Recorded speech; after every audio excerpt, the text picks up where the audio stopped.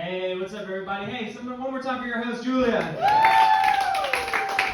I had to dress like Mr. Rogers tonight because I have some weird material to work out with you guys, and I need you guys to trust me. But it's good being back here. Good being back here at Grizzly Pear. I was talking on the phone with my parents the other day because I was complaining about not having a traumatic enough childhood because I feel like I'm missing out on like funny opportunities.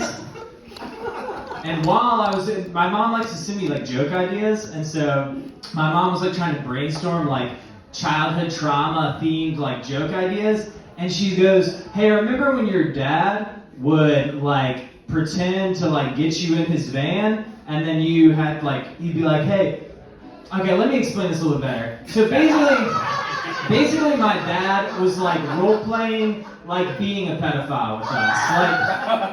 Like I know someone else in your spirit. I know it sounds like the concept sounds a lot weirder than when I explain it. Once I explain it, you guys will be like, oh, okay, that's what it is.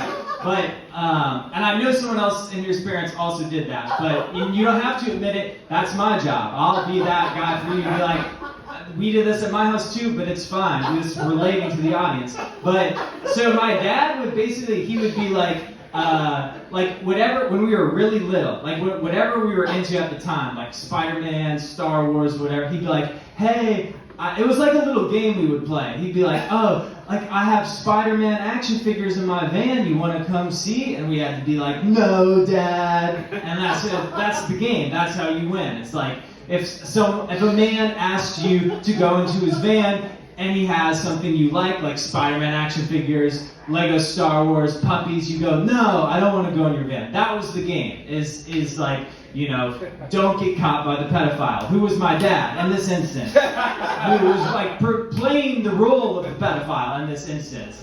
And I think about it now because I'm like, I feel like it's like a Stanford prison experiment situation where like there's no way that is like an accurate like simulation of if a guy like actually had a van and was trying to like get me in the van, because like I was like, I know it's you, Dad, like and honestly like if it was like if someone did do that to me, like there's no way at like 6 I'd be able to connect those dots and be like if a guy like actually like came up to me and was like, hey, like do you want to get in my van? I have some Lego Star Wars in there.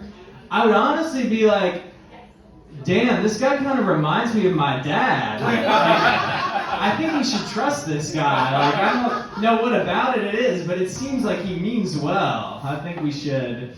But yeah, so that's kind of my childhood trauma. And my parents wouldn't even let me get molested. They were like preparing for that. They were like, let's get out ahead of this curve real quick. Okay.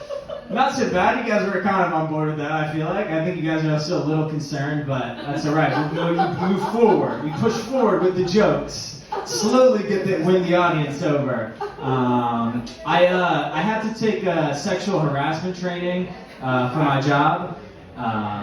Not just me, like everybody had to do it, you know? It wasn't just like, Jackson, get these modules done. I've been hearing too many complaints about you. Like everyone had to do the modules. But I was reading, I don't know if anyone, I know we have like a couple of New Yorkers here. I don't know if anyone's done this course, but like there's a lot of questions on the modules that are like really, really weird. Like I was reading one, like some of them like don't even make sense. Like I was reading one of the questions, and it was like, Lisa just became a lab researcher at her local university, and she recently started breastfeeding. And while walking down the hallway past fellow lab researchers Craig and Eric, they said, hey Lisa, can we get some milk with our coffee? And tell me, what's wrong with this situation? And I was like, first of all, don't make the sexual harassers the funniest guys ever. Like, don't make them chill dudes I low-key want to hang out with. Like, just to see what other ideas they might have. I was like, breast milk coffee creamer? Like, let's take this to Shark Tank. Like, this is like, we can make millions off this idea. And like, also these other guys are supposed to be lab researchers. Like, they're just like, hey Lisa, nice tits. And then they're like right back on the microscope. So curing cancer here. I was like, these guys are lab researchers, get them out of here. Someone call security. Who are these guys, dude? This isn't going on in a lab. Okay. Little topical thing for you. This was kind of topical like a month ago, but just like rewind time. Let's pretend. But maybe you guys heard about this. Okay, I'll just do the joke. I'll stop. I don't know if you guys saw that, like, Trump and Pam Bondi, they raised the bounty on the Prime Minister of Venezuela, Nicolas Maduro. And first and foremost, I was like, I didn't even know that we did that. Like, I was like, we just have, like, bounties on other countries' presidents? I was like, I don't like pay attention to politics that much, but like I didn't think it was occasionally Red Dead Redemption. I was like, is there occasionally just like the Wild West that like we can just hunt down other presidents?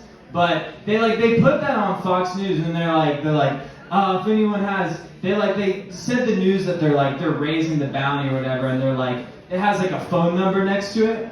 And they're like, if anyone has any information on Nicolas Maduro, please call this number. If anyone has any information on Nicolas Maduro. And I'm like, what, like, 65-year-old white guy, like, in North Carolina is watching Fox News and is like, has information on the Prime Minister of Venezuela?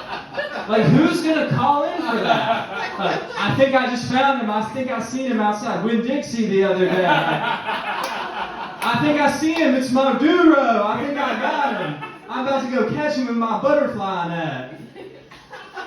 It's like, yeah, I don't believe in abortion, but I say I'm very keyed into South American politics. So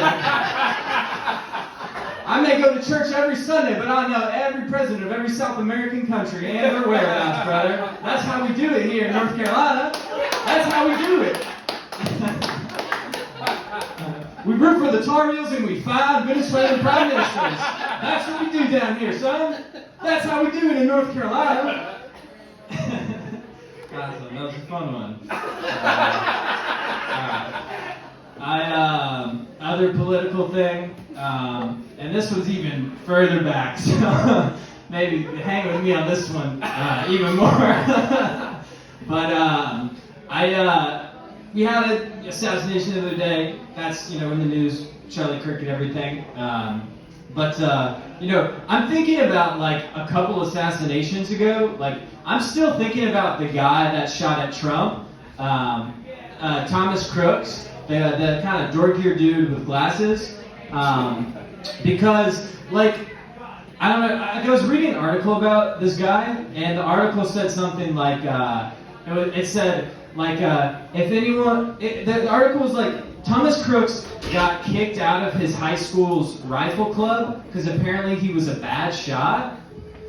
And like, first question was like, what high school has rifle club? Like, who's doing that? It's like where did he go to high school? Halo 3? Like, what? They're just like training an army in rural Pennsylvania? And then, but also I was like, he got kicked out, and I was like, they have rifle club, but also they're having cuts? Like, it's a competitive program? Like, no, we're just taking the best of the best in rifle club. Only the best shooters in school. They're like the jocks. It's like you can like, oh, only the coolest kids get to go to rifle club. Like, if there's one club I was like, there's no way you could get kicked out of, I was like, it's gotta be rifle club. Like, I was like, look, you have to take anybody. Like, what supervillains are they trying to create? Like, let them just have a sense of community. But, like, the other thing I was thinking about is, like, can you imagine, like, how inspirational that would have been if he actually shot Trump? Like, they could have, like, made a Disney movie about that. And, like, it would have been the new Mighty Ducks. They're like, everyone doubted him from the beginning. He didn't even make it in Rifle Club. But he defied the odds. Okay, you guys have been so much fun. Keep it going for the rest of the show.